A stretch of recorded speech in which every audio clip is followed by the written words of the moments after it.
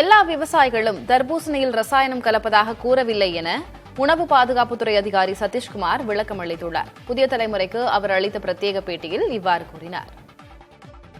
நாம சொல்றதெல்லாம் விவசாயிக்கு பழங்கள் பூராமே கெட்டு போயிருச்சு, எல்லாமே கலப்படம் பண்றாங்கன்னு சுத்தமான பொய்.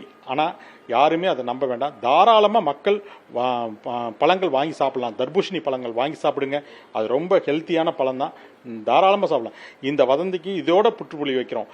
ஏன்னா உணவு பாதுகாப்புத்துறை எல்லா இடத்துலையும் செக்கிங் பாயிண்ட் தான் நாங்கள் பண்ணுறோம் இல்லையா, வேற யாரு மேலேயும் குற்றச்சாட்டு பண்ணியோ இல்லை இதை பழம் சாப்பிட்டாவே எல்லாமே பழங்களும் கெட்டு போயிருச்சு, எல்லாமே கலப்படம் அப்படின்ற மாதிரி நாங்கள் எல்லாம் எங்கேயுமே சொல்ல. எங்கெல்லாம் இந்த மாதிரி அழுகி போன பழங்களோ கெட்டு போன பழங்களோ அதை தான் எங்கள் உணவு பாதுகாப்புத்துறை அதிகாரிகள்லாம் எடுத்து தூக்கி போட்டிருக்காங்களோ இல்லையா. இது வரைக்கும் எங்களுக்கு இன்னும் ரிப்போர்ட்டிங்கே ஆகல. ஒரு கேஸ் கூட இது மாதிரி கலர் பூசப்பட்ட இது எங்களுக்கு இன்னும் மேக்சிமம் எங்களுக்கு அவ்வளோக்கு ரிப்போர்ட் ஆகலைன்னு தான் நான் இது பார்க்குறேன்.